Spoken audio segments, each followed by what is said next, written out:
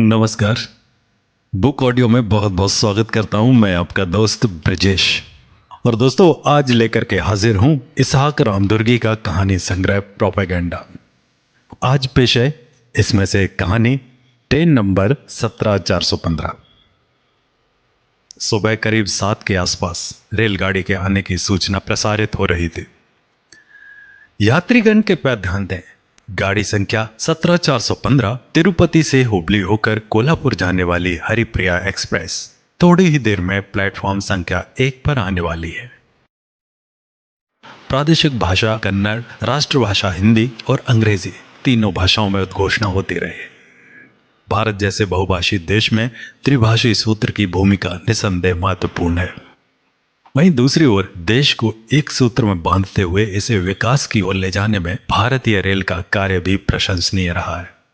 बात रोजगार की हो या सेवा की, इसने हर एक को अपने साथ लिया। और तो और देश के 20% ऐसी आबादी जो रोटी, कपड़ा और मकान जैसी मूल सुविधाओं से वंचित है।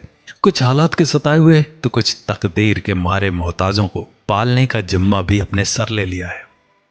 ये तबका औरों की तरह टिकट भी खरीद नहीं पाता, कभी मजबूरी में तो कभी आदतन। बार बार करने के कार्य को मजबूरी भी नहीं कहा जा सकता। अगर यह सिलसिला जारी रहा तो आदत भी लत में शुमार हो जाती है। पकड़े जाने का डर तो शुरुआत में जरूर रहेगा, लेकिन यह सिलसिला आदत और लत में तब्दील होते ही डर भी डर के मारे कोसों दूर भाग जाएगा। मसलन अपने नेताओं को ही देख लो। सैकड़ों अपराध, फिर भी डर नाम की चीज इनके करीब आने से भी कतराती है। इस मामले में दोनों में काफी समानता है।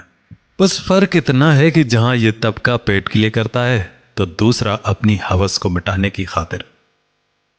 अनाउंसमेंट की आवाज कानों पर क्या पड़ी, लक्ष्मी ने बिस्तर झटका लपेटा और एक कोने में रख दिया। धड़को पास ही लेटा हुआ था। उसके लिए एक अलग चीथड़ा था, मटमैला। मुन्नी और मां लक्ष्मी एक पर ही सोते थे। स्टेशन ही उन तीनों के रैन बसेरे का ठिकाना था। सर छिपाने की खातिर या पेट की आग बुझाने के वास्ते, जीवन की नैया पार लगाने या इन दो जीवों के भविष्य हेतु, आखिर किसके लिए और इनके लिए कौन कौन सी भूमिकाओं को निभाए वो। गहरी सोच में पड़ गई कुछ देर। कुछ सवालों के जवाब नहीं मिलते, कुछ जख्मों का मरहम वक्त ही हुआ करता है। अपने आंसुओं को पहुंचते हुए उसने पास लेटे धड़कों को आवाज लगाई, ए बिच्छुआ, उठ रे, देख ट्रेन आने को है, जल्दी उठ, वो बिस्तर गुन डाल ले। मां की पुकार का धड़कों पर कोई असर नहीं हो रहा था। मटमैले बिस्तर पर भी ऐसी गहरी नींद, गोया किसी मखमली गद्दे पर सोया हुआ है। कुछ लोग तो चैन की सांस भर लेने की खातिर तरसते रहते हैं।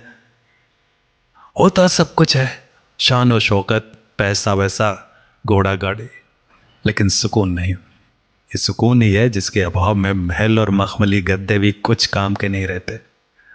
भला 6 साल की उम्र में भी कोई तनाव होगा जो धड़कों को इससे परे रखे? उसके लिए ये मटमैला बिस्तर मखमली गद्दे से कम नहीं था। स्टेशन के शोर शराबे, लोगों की आवाजावी, चीख पुकार, इन सब का धड़कों पर कुछ असर नहीं हो रहा था। ट्रेन अनकरीब में आने वाली थी, उधर धड़को उठने का नाम नहीं ले रहा था। ऐसे में मां का गुस्सा होना लाजिम था। 3-4 बार की पुकार से भी जब धड़को गाफिल रहा तो उसने, ए हरामजादे, ये ट्रेन तेरे बाप दादा की नहीं जो तेरी नींद खुलने तक ठहरेगी। छूट गई तो दिन भर भूखा मरेगा, साथ में हमना को भी मारेगा तू, कहते हुए एक धौल धड़ाकों पर जमा दिया। नींद में मां की मार का उस पर उतना असर नहीं हुआ जितना जागे में होता है। हाँ, नींद अवश्य खुल गई। ऐसे लगा गोया वो किसी बाग में टहल रहा है, फूलों की महकती खुशबू का आनंद लेते हुए तितलियों संग खेल रहा है। तभी मां ने झटके से हाथ खींचकर रास्ते पर ला खड़ा कर दिया। आंखें मूंदता हुआ धड़को कुछ देर इधर उधर ताकने लगा। उधर मां सोई हुई मुन्नी को लेकर खड़ी थी। अब धड़को ख्वाबों की दुनिया से लौट आया था।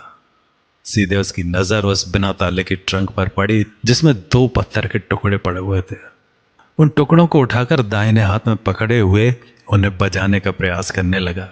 गोया किसी प्रोग्राम की शुरुआत में हर कलाकार अपने माइक, हारमोनियम, तबला आदि का मुआयना करता है। ताज्जुब है, महज 6 साल की उम्र में इतनी परिपक्वता का आना अपने आप में एक मिसाल है।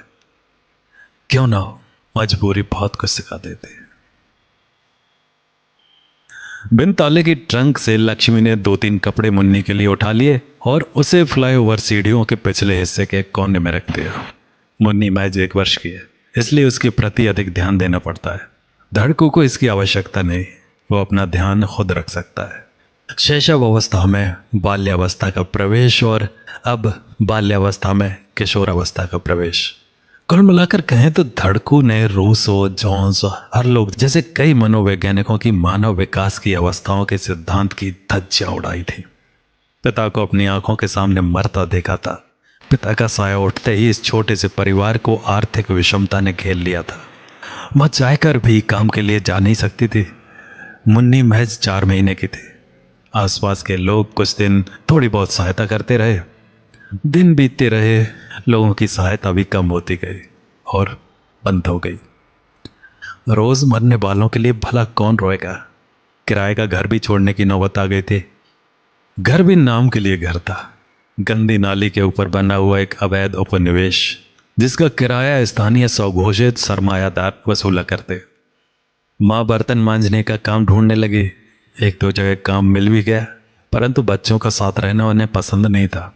बच्चे साथ रहेंगे तो काम ध्यानपूर्वक नहीं हो पाएगा और उनकी साफ सफाई का प्रश्न भी था। 2-4 दिनों में कुछ ले देकर चुकता कर दिया गया।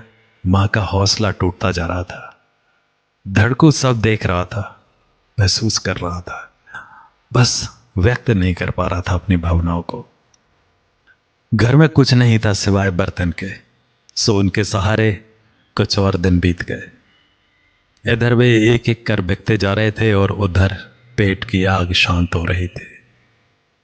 अंततः घर छोड़ने की नौबत आन पड़ी। 2 थाली, 1 गिलास, 1 लोटा तो बिछोने एक ट्रंक में लेकर निकल पड़ी थी मां। जाना कहां पता नहीं। सारा दारो मदार तकदीर के भरोसे था। धड़कू मां का हाथ थामे चल रहा था। कहानी जारी रहेगी अगले अंक में, तो मिलेंगे अगले अंक में। नमस्कार।